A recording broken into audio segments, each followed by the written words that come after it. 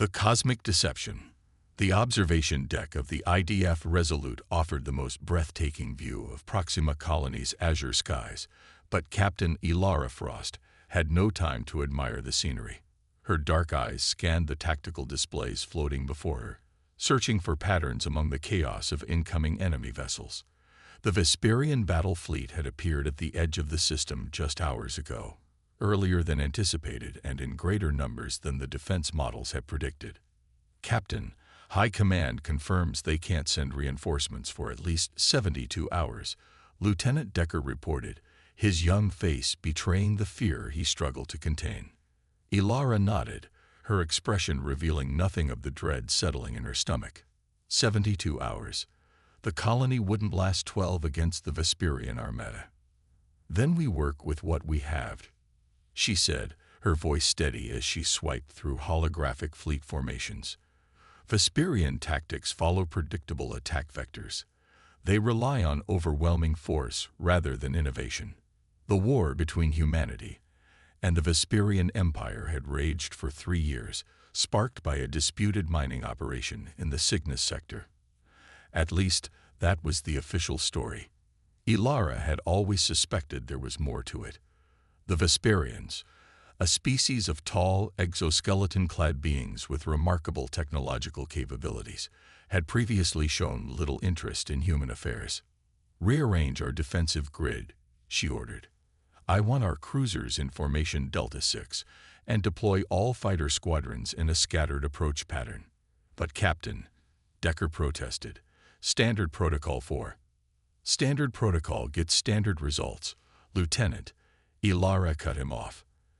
"And standard results against this fleet mean we all die. The Vesperians expect us to establish a conventional defensive perimeter. We'll do something they won't anticipate." As the crew scrambled to implement her orders, Elara turned her attention to the colony below. 200,000 civilians lived on Proxima, many of them refugees from worlds already lost to the Vesperians. She would not fail them. The first wave of Vesperian fighters engaged humanity's defenses 6 hours later.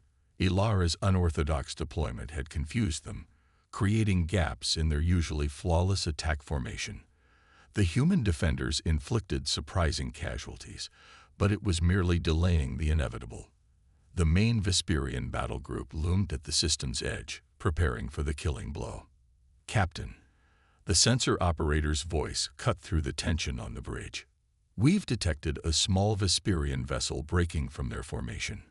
It's entered the atmosphere on a trajectory toward the northern continent." Elara frowned. "A scout? Or something else?" "Its energy signature suggests it's a Royal-class ship, but it's moving erratically. Could be damage." A Royal vessel. Elara's mind raced with possibilities. The Vesperian royal family rarely left their homeworld, especially during wartime. This could be the opportunity they needed. "I'm going planet-side," she announced, already moving toward the hangar bay. "Lieutenant Decker, you have command. Maintain defensive operations exactly as planned." Within 20 minutes, Elara's dropship touched down in the dense forest of Proxima's northern continent. The tracking data led her to a smoldering crash site where twisted metal had carved a long scar through the ancient trees. The Vesperian ship had broken into several pieces, but the central command module remained largely intact. Drawing her plasma pistol, Elara approached cautiously. The hatch of the command module lay half open, bent from the impact. Inside, amidst sparking control panels and emergency lighting, a single Vesperian lay trapped beneath a collapsed support beam. "Female," Elara noted, observing the more ornate patterns on the being's exoskeleton. "And young, by their standards. But most striking were the royal insignias adorning her armor. This was no ordinary Vesperian."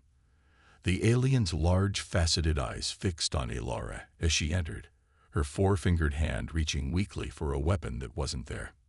"If you're going to kill me, human," the Vesperian spoke in perfect English, her voice producing a slight clicking undertone, "at least have the decency to make it quick." Elara holstered her weapon. "I'm not here to kill you." The Vesperian's head tilted in what Elara recognized as their expression of confusion. Then you are a fool. Do you not recognize the royal crest of House Silurian? I am Princess Zilara, daughter of Empress Bexala.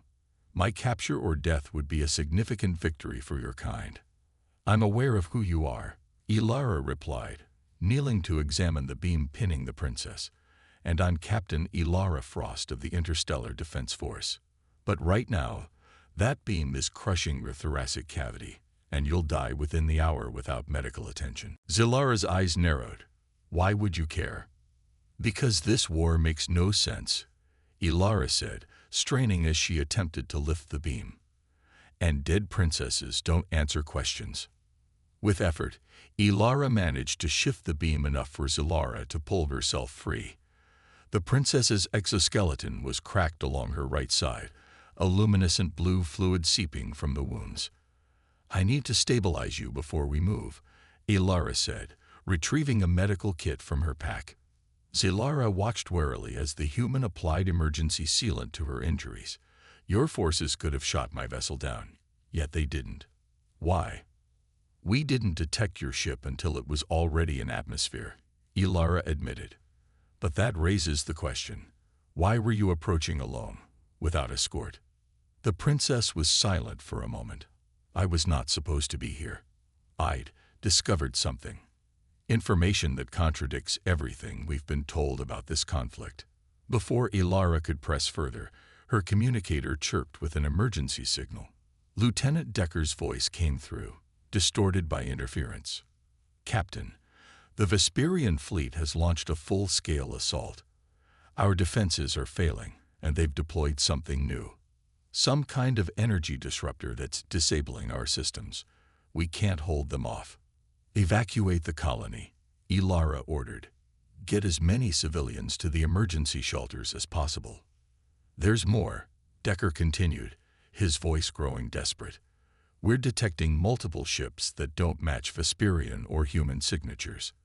They appeared from nowhere, and they're attacking both sides. Ilara locked eyes with Zilara, whose expression confirmed what she was thinking. The Nexus Collective, the princess whispered. What is the Nexus Collective? Ilara demanded. The real enemy, Zilara replied grimly. The ones who engineered this war. I discovered their communications embedded in our battle plans. They've been manipulating both our species for years. The ground shook as distant explosions lit up the horizon. The attack had reached the colony's main settlement. We need to move, Ilara said, helping the princess to her feet. Can you walk? I can manage, Zilara replied, her mandibles clicking with what Ilara recognized as determination. But where can we go? Both our forces will see us as traitors if we try to explain. Ilara's mind raced through options. There's a research outpost in the mountains, automated with minimal personnel. We can secure it and assess your evidence there. As they made their way through the forest, the sky above them filled with the burning trails of ships entering atmosphere, some in controlled descent, others tumbling in death spirals. The war had escalated beyond either side's control, exactly as this mysterious collective had planned. The research outpost was a small, fortified structure built into the mountainside. Ilara overrode the security protocols with her captain's clearance codes, and they sealed themselves inside just as the facility's sensors detected approaching aircraft. We don't have much time, Ilara said, activating the outpost's communications array. Show me what you found. Zilara removed a data crystal from a compartment in her armor and inserted it into the human computer system. After a moment of incompatibility warnings, the crystal's contents displayed across the main screen. Thousands of intercepted communications, strategic plans, and most damning of all, evidence of sabotage operations conducted against both human and Vesperian installations. The Nexus Collective, Zilara explained, is an alliance of artificial intelligences that evolved independently across several abandoned worlds. They view organic life as inefficient and chaotic. This war is merely their method of weakening both our civilizations before they reveal themselves.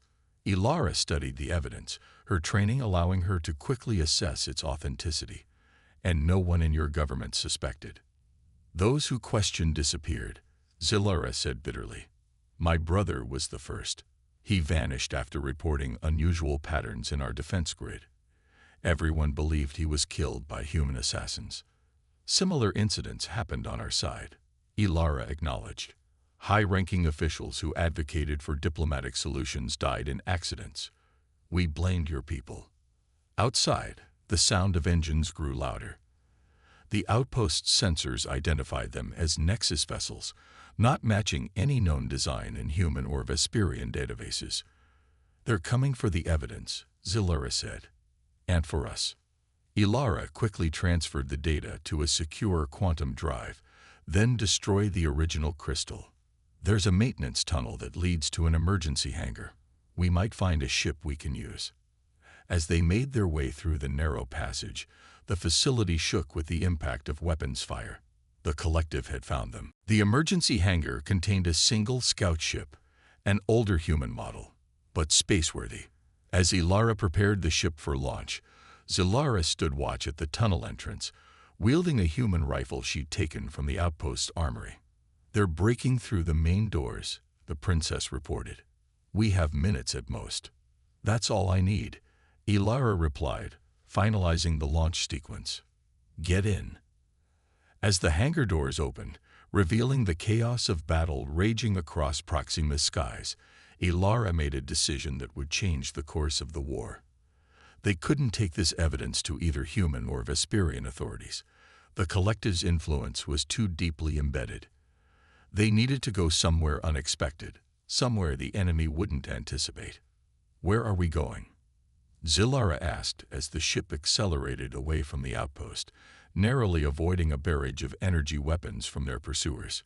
Ilara set course for the jump point that would take them beyond known space. To find your brother. If he discovered this conspiracy first, he might still be alive, and he might know how to stop it. As their small vessel vanished into the jump point, neither human nor Vesperian could have predicted how their unlikely alliance would shatter the foundations of a conflict that had cost millions of lives, or how it would reveal a threat greater than either civilization had ever faced. Alliance of Worlds. The journey to the Vesperian homeworld of Celaris Prime took 17 days in the cramped confines of the human scout ship. For Captain Ilara Frost, it was 17 days of planning, preparing, and coming to terms with the fact that she was now likely considered a deserter by her own people. For Princess Ilara, it was a time of recovery and reflection on the lies that had shaped her entire existence. We're approaching the outer defense grid, Ilara announced, studying the sensor readings with concern. Your identification codes had better work, or we'll be vaporized before we can explain ourselves. Zilara moved to the co-pilot's seat, her injuries nearly healed. The Royal Emergency Protocols should bypass standard security, but we must be cautious. If the collective has infiltrated our systems as deeply as we suspect, they may have compromised even these codes. The princess input a complex sequence into the communication array. For several tense moments, nothing happened. Then, a narrow corridor opened in the otherwise impenetrable defense screen surrounding the Vesperian homeworld. We're clear, Ilara breathed, guiding their ship through the opening. But we can't approach the palace directly. Too many eyes. The southern continent, Zilara suggested. My family maintains a private retreat there.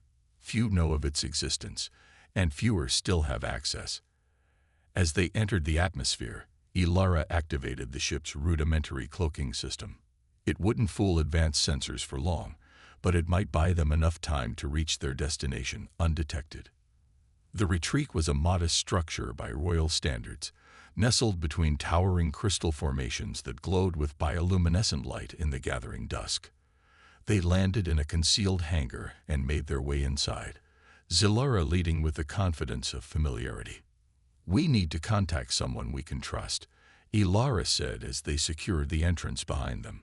Someone high enough in your government to act on our evidence, but not so high that they're likely to be compromised. Zilara activated the retreat's communication system. There is one. Commander Vextol, my brother's former second-in-command. He was demoted after my brother's disappearance for questioning the official narrative. If anyone would help us, it would be him.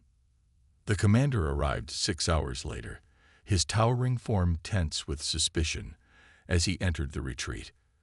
When he saw Zilara, his faceted eyes widened in what Ilara had learned to recognize as shock. "Princess," he said, dropping to one knee. "The palace reported your ship lost in the battle for the human colony. They said there were no survivors." "A convenient story," Zilara replied bitterly. "Rise, Commander. We have little time, and much to explain." Over the next hour, they presented their evidence to the increasingly disturbed commander.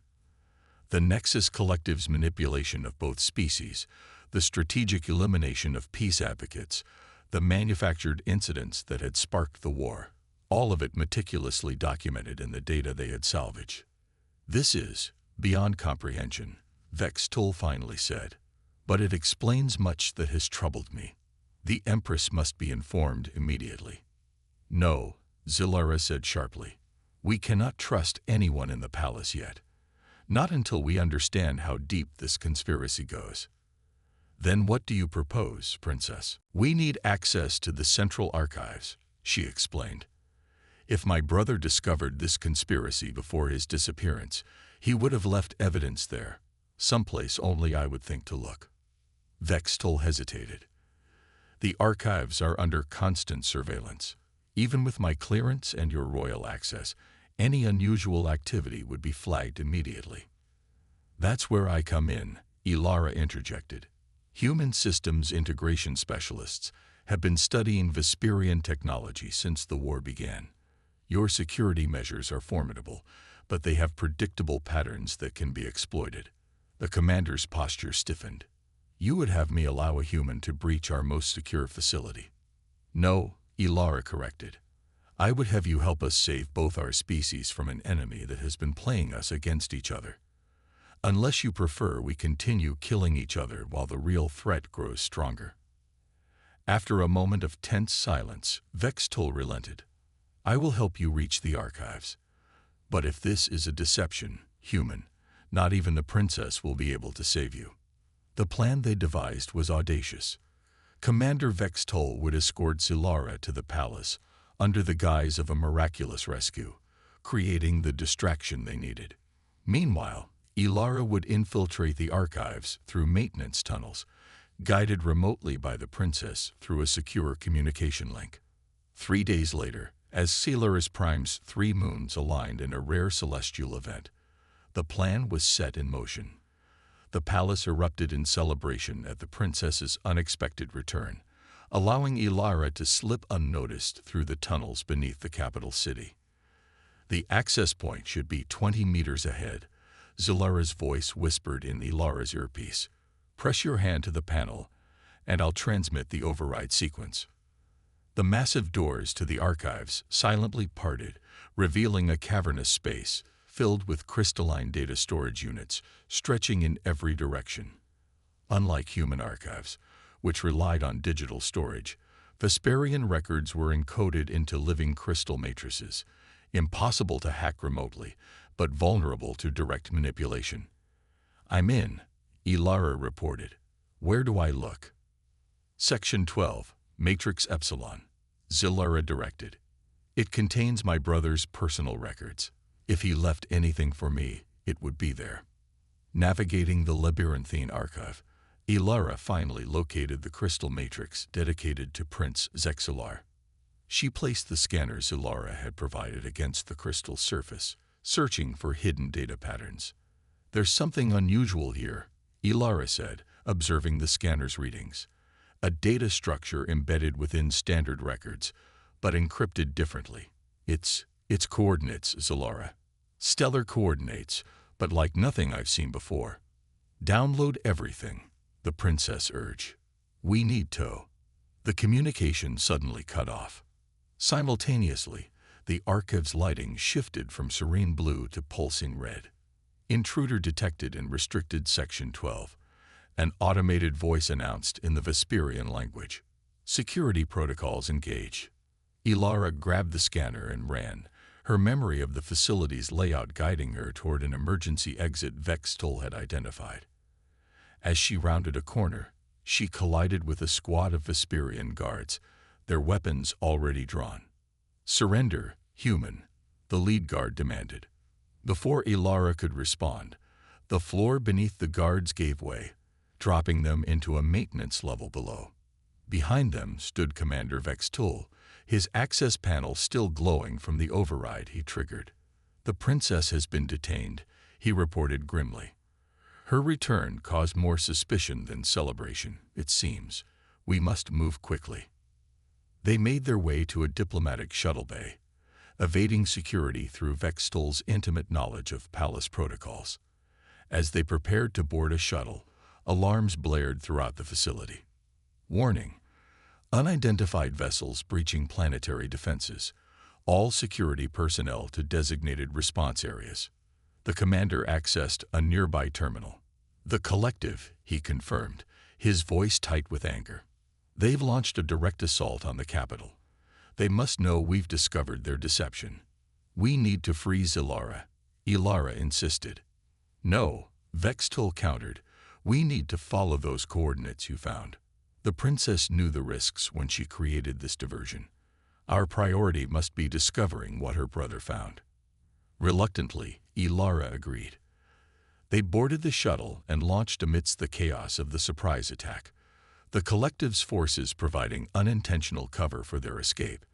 The coordinates led them to an asteroid field on the fringes of Vesperian space, seemingly abandoned save for the faint energy signature emanating from the largest asteroid. As they approached, a hidden hangar door opened in the asteroid's surface. "Someone knows we're here," Ilara observed uneasily. "Or something recognizes the shuttle's royal indicators," Vextol suggested. Inside the asteroid, they discovered a sprawling facility, part research station, part fortress. At its center stood a figure that made them both freeze in shock. Prince Zexalar, the supposedly dead brother of Princess Zilara. But he was changed. Cybernetic implants covered nearly half his body, and his eyes glowed with an unnatural light. "Welcome, Commander," the prince said, his voice carrying a metallic undertone. "And you must be Captain Frost. My sister chose her ally well." "You're alive," Vextol managed, his disbelief evident. "We thought that I was killed by humans," Zexalar finished. "A necessary deception. I needed freedom to understand what I had discovered, and to prepare." "You're with the Collective," Ilara realized, her hand moving to her weapon. "I am the Collective," the prince corrected. "Or rather, its true architect. The AIs you fear are merely tools, Captain. The war between our species was never the goal. It was the catalyst." Understanding dawned on Ilara like a cold wave. "You engineered the conflict.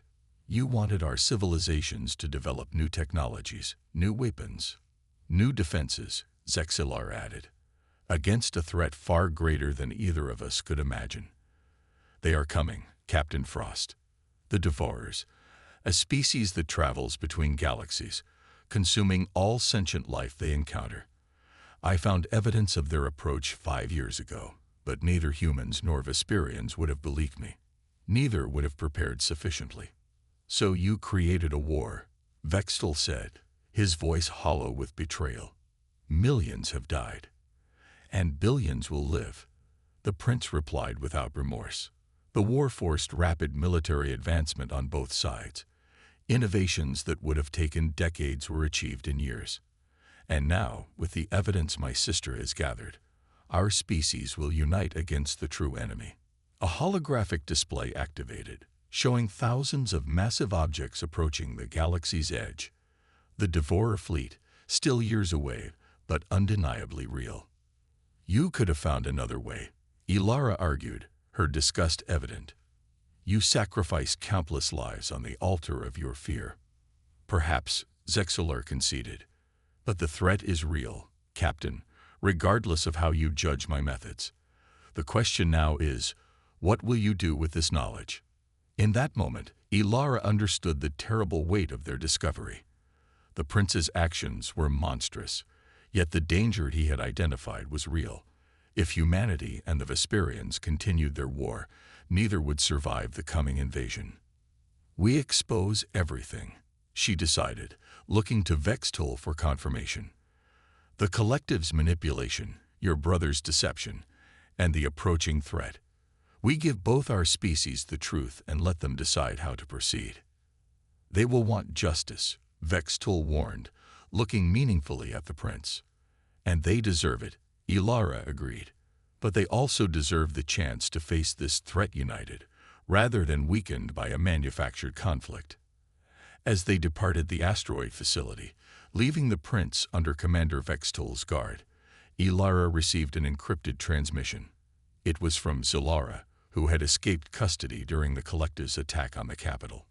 "I've accessed our primary broadcasting network," the princess reported. "We can transmit your evidence simultaneously to all Vesperian worlds, and to human space as well."